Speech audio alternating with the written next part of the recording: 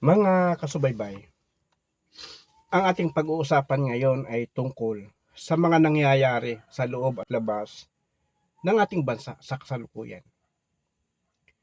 Alam niyo mga kasubaybay, lubos na pinag-aaralang mabuti ng inyong kasubaybay at sabi nga ay dapat na ito ay ginagawa ng lahat ng mga Pilipino na pinagmamasdan, pinag-aaralang mabuti ang mga nangyayari ngayon sa loob at labas ng ating bansa sa kasalukuyang panahon. Sapagkat ang inyong kasubaybay, katulad nga ng sinasabi ko noong mga nakaraan ko pang mga video, bakit ba ang title ng aking YouTube channel ay Kasubaybay? Sapagkat sabi nga ng inyong kasubaybay, patuloy na magsusubaybay ang inyong kasubaybay na hindi naman dapat ako lang dapat lahat tayo. At ito sabi nga ay tungkulin natin bilang isang mamamayang Pilipino. Ngayon mga kasubaybay, ang nakikita ng inyong kasubaybay sa mga nangyayari ngayon ay parang nauulit lang yung nangyari noong panahon ng Marcos Sr. Hindi ako nagkakamali parang 1980s yun, 86 ganyan. Yung People's Power 1 kung tawagin, na yun nga ay natala na sa ating kasaysayan. Kung titingnan ng inyong kasubaybay sa panahon ngayon, parang gusto lang ulitin na kung ating aalalahanin at ating babalikan ang nangyari noong panahong yon at ang naging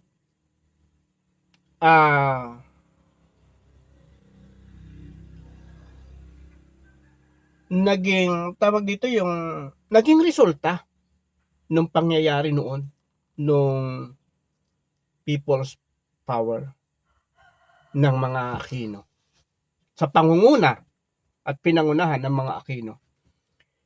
Nasabi nga sa kasaysayan ng ating bansa, ang mga Aquino naghangad o hinangad nila at nagtagumpay nga sila na agawin ang kapangyarihan na hindi naman ibinigay sa kanila ng taong bayan. Kaya ang naging bunga, paghihirap ng taong bayan. At siya ngayon ang nararanasan ng ating bayan at ng sambayanan.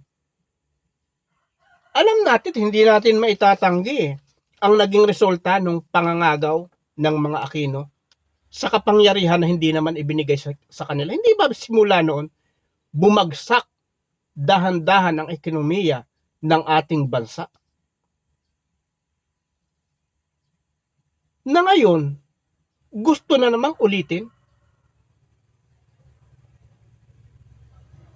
At alam naman natin, lahat ninyo, yung kahit yung hindi sumasang-ayon sa sinasabi ng inyong kasubaybay, hindi ba gusto lang ulitin? At sana matuto na tayo bilang Pilipino at nagsusubaybay sa mga nakikita at nangyayari at ginagawa ng mga taong ang iniisip lang ay yung kanilang pansariling kapakanan. Pansariling nasa. Yun ang nangyayari ngayon. Nasa kasalukuyan, nakikita natin, hindi ba? Ang ating kasalukuyang presidente, BBM, sa kabila ng ginagawang pamamaraan ng mga kalaban niya sa politiko, napapansin natin. Kaya nga ang ilan hinahanap, nasa na si BBM? Nasa na ang ating Pangulo? Hindi ba? Ang ating Pangulo patuloy na nagtatrabaho. na yung pagtatrabaho ng ating Pangulo ay pagtupad sa mga ipinangako niya sa mga taong bumoto sa kanya, at hindi lang sa bumoto, kung hindi sa buong sambayanan, sa lahat ng mga Pilipino. Patuloy sa pagtatrabaho ang ating Pangulo. At sorry po, medyo makati ang lalamunan ng inyong kasubaybay, kaya medyo sumasabit. Ang kalaban ng ating Pangulo sa politiko, wala din naman tigil eh. Saan? Sa paggawa ng paraan, sa pagpapakalat ng maling impormasyon, para sirain lamang ang ating Pangulo, para ulitin yung nangyari nung nakaraan. Mga kababayan ko,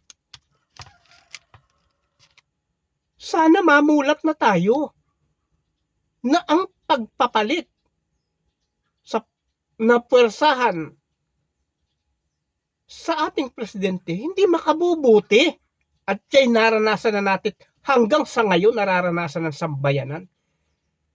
Bakit kayo napaluloko ulit yung ilan? Madali kayong bulahin. Wala ba kayong sariling pag-iisip na makita nyo ang resulta sa pangangagaw sa kapangyarihan ng presidente? Danas na nating lahat ngayon eh. At ng sambayanan, ng ating mga anak at ating mga apo, naranasan na ang hirap. Sabi nga sa ibang termino eh, nung maagaw ang kapangyarihan mula sa nakaraang Marcos administration, nalugmok ang Pilipinas sa putik ng kahirapan. Ngayon gustong ulitin. Nino? Kilala na natin lahat yun. Gusto nila sa pilitang agawin. Pero, hindi ba ninyo napapansin mga kababayan at mga kasubaybay? Ang galawan ng mga Duterte. Ito sa sarili kong pagmamasid. At kung kayo magmamasid din, magiging matalino kayo, mapapansin nyo din ito. Anong galawan? Palibhasa, alam naman natin sa poll support sila sa China. Hindi ba? Hindi niya maitatanggi dahil hayagan na ipinapakita ng pamilyang yaon na sila ay sumusuporta sa mga Duterte. Ang mga Duterte, bagamat nung nakaraang pamumuno ni President Rodrigo Duterte, isa ako sa humanga sa kanya. Isa ako sa bumilib. Pero,